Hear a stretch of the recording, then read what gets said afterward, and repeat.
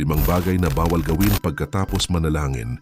Ang panalangin ay paraan natin para kausapin ng Diyos at sabihin sa Kanya ang mga hinihiling natin. Pero hindi natatapos ang lahat sa pagdarasal. Ang mahalaga ay kung ano ang gagawin mo pagkatapos. May mga bagay kasi na hindi dapat gawin dahil parang sinasabi nito na hindi ka naniniwala o nagtitiwala sa Kanya. Ito rin ang mga bagay na pwedeng makahadlang para matupad ang hiniling mo. Narito ang bagay na bawal gawin pagkatapos manalangin.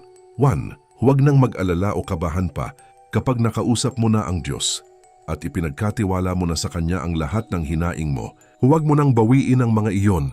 Ang pag-aalala pagkatapos manalangin ay parang sinasabi mong wala kang tiwala sa Kanya.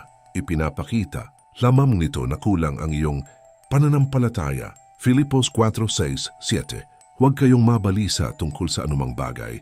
Sa halip, hingin ninyo sa Diyos ang lahat ng inyong kailangan sa pamamagitan ng panalangin may pasasalamat.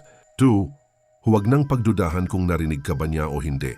Ang Diyos ay laging nakikinig sa mga tumatawag sa Kanya ng tapat. Ang pagdududa ay humahadlang sa sagot ng Diyos. Maniwala ka agad na tinanggap niya ang iyong panalangin at gagawa siya ng paraan sa tamang panahon. Santiago 1:6-7. Ngunit dapat magtiwala ang humihingi at huwag magduda dahil ang taong nagdududa ay katulad ng alon sa dagat na hinihipan at tinatangay ng hangin. Ang ganitong tao ay hindi dapat umasa na may matatanggap mula sa Panginoon. 3. Iwasang gawin muli ang kasalanang ipinagtatapat mo. Isipin mo lang humingi ka ng tawad, nangako kang magbabago, tapos gagawin mo naman. Ang tunay na panalangin na may pagsisisi ay may kasamang pagbabago ng ugali. Kung hihingi ka ng tulong na baguhin ka, simulan mo nang iwasan iyon pagkatapos manalangin. Kawikaan chapter 28:13. Ang nagtatakip ng kanyang mga kasalanan ay hindi uunlad, ngunit ang nagpapahayag at iiwan ng mga ito ay kahahabagan. 4. Huwag humingi, tapos uunahin ang sariling plano at gawain. Marami sa atin ang nananalangin, pero ang totoo, sarili nating gusto ang sinusunod natin. At parang tinatanong lang natin ang Diyos para mayroong basbas. Pagkatapos manalangin, maghintay ka, makinig ka, at sumunod sa kung ano ang ipapagawa niya. Huwag mong pilitin ang gusto mo.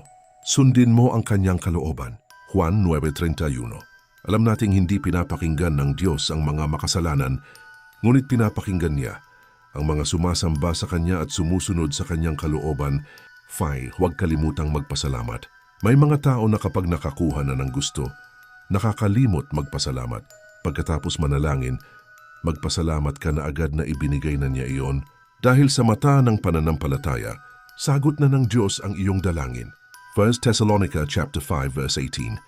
At magpasalamat kayo sa Diyos sa lahat ng pagkakataon, sapagkat ito ang kalooban ng Diyos para sa inyo sa inyong pakikipag-isa kay Kristo Jesus.